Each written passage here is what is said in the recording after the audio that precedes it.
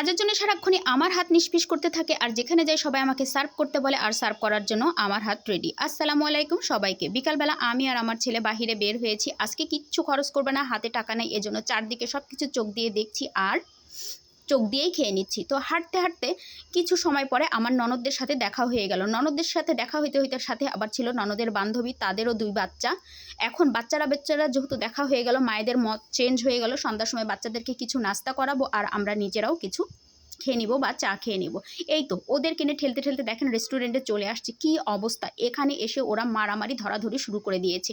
এই হচ্ছে ছেলে বাচ্চা এজন্য মানুষ করা অনেক কঠিন। দেখেন একেবারে ট্রেন গাড়ি ঝকঝক ঝকঝক করতে করতে চলে আসলো। ওদেরকে যে কত কষ্ট করে কত বকাবকি করে বসালাম, সেটা যদি অরিজিনাল ভয়েসটা রাখতাম তাহলে বুঝতে পারতেন।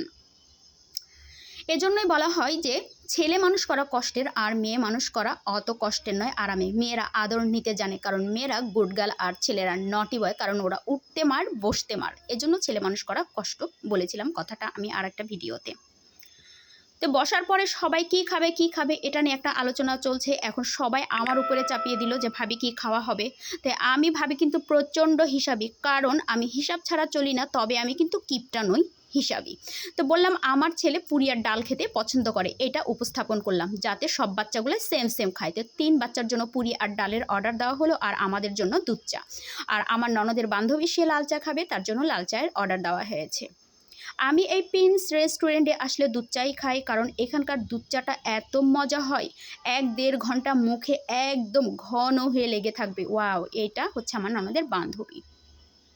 এই তো দুধ চা নিলাম। দুধ চা নেওয়ার পরে চা যখন আমরা এক চুমুক দিব বা দিয়েছি, তখনই সবার মতটা আবার একটু চেঞ্জ হলো যে ওরা কিছু খাচ্ছে আমরা কিছু খাবো না।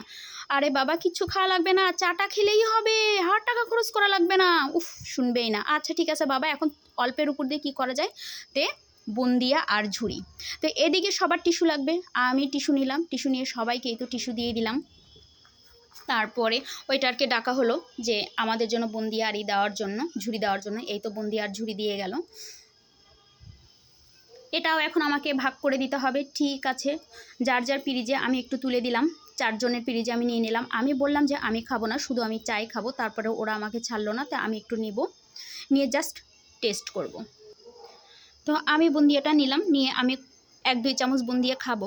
খেয়ে বাকিটা আমি আমার ছেলেকে দিয়ে দিব, আমার ছেলে খেয়ে নেবে। আমার চাটা খেতেই বেশি ভালো লাগে। এই তো একটু নিলাম টেস্ট করার জন্য। আসলেও সত্যি অনেক মজা, একেবারে মিষ্টি আর মুচমুচে, কি বলবো।